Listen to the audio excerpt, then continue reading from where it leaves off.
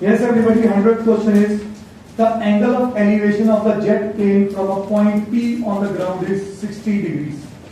ठीक है, jet plane कहाँ होता है? हवा में, आसमान में. ठीक है, अब ये यहाँ पे जेट प्लेन है, जमीन से कुछ हाइट पे.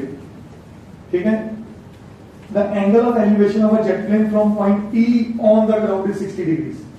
ये कोई पॉइंट P पे खड़ा हो गया बंदा, इस जेट प्लेन को जो A पोजीशन पे है देख रहा है, तो एंगल ऑफ एलिवेशन कितना बन रहा है?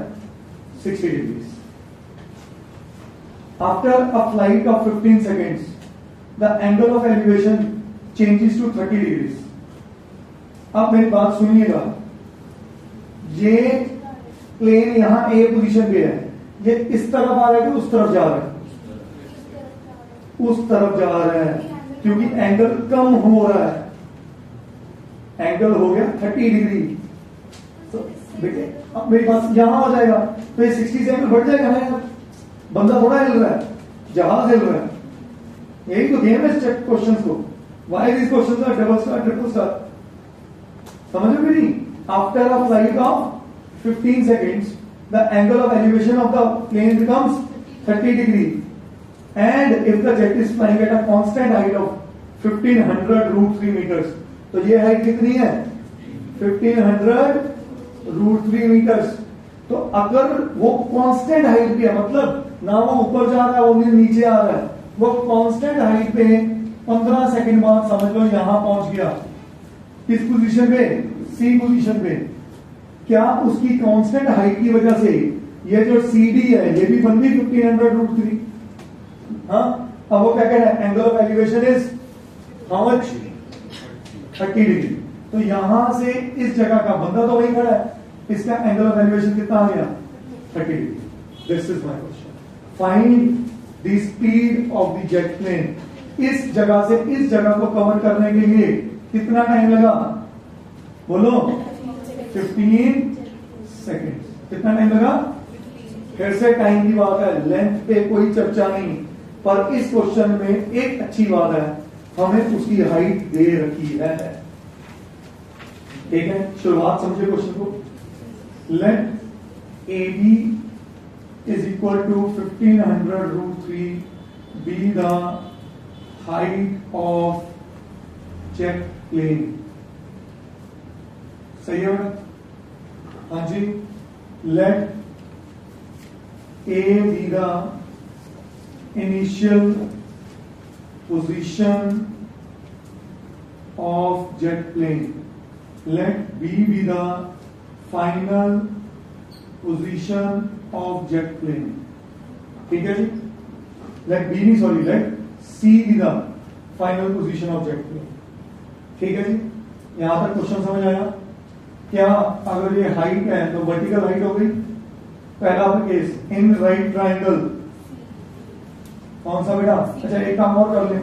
ये तो पता है 1500 रूट 3, इसको तो एच लिखने की जरूरत नहीं. इसको क्या ले लूं? एक्स. इसको क्या ले लूं?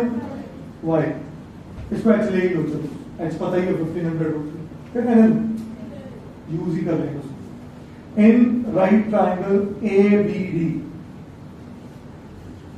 1500 root 3 is H upon X is equal to tan of 60 degree. क्या बात सबको समझ आई? ए बी पी पॉइंट है, मैंने डी लिख दिया. A B P. Thank you बेटे. हाँ जी. tan 60 कितना होता है?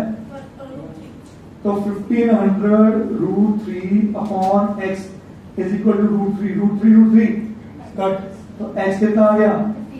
1500 मीटर्स. क्या बात समझ आई? अब आ जाओ आगे.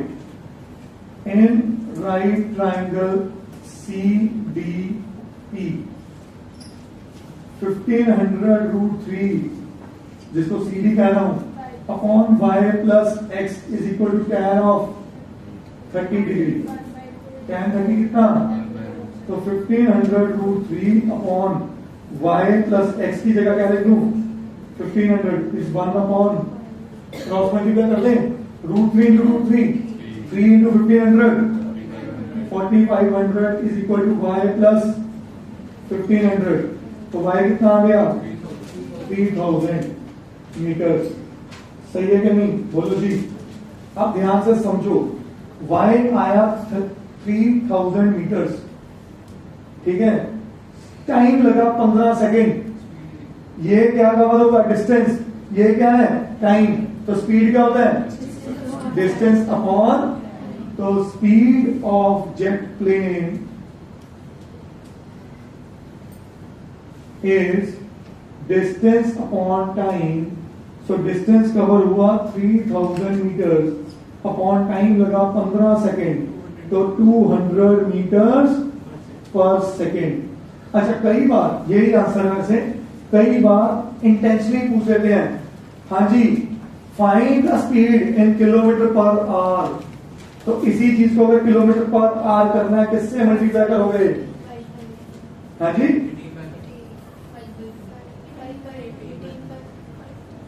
सोच के बोलो, 18 बाय, ठीक है, श्योर। कैसे समझ आता है ये भी लॉजिक समझो। 200 मीटर पर सेकेंड ये है, हमें करना है किलोमीटर पर आवर। 200 मीटर, एक मीटर में कितने किलोमीटर, 1/1000, तो उसका लगा 1/1000 अपॉन सेकेंड। एक सेकेंड में कितने, एक सेकेंड में कितने आवर्स, 1/3600, तो 1/3600 ऊपर जाके 3600 अपॉन 1, इनकी कटिंग करो तो ये बनता है 18 और ये बनता है 5। तो कभी भी आपने मीटर पर सेकंड को किलोमीटर पर आवर करना है तो किससे मल्टीप्लाई करना है, 18/5। तो अगर कोई इसकी स्पीड मांगता 540 18 4 720 किलोमीटर, तो इसमें भी आंसर पूछा जा सकता है। कंटिन्यू।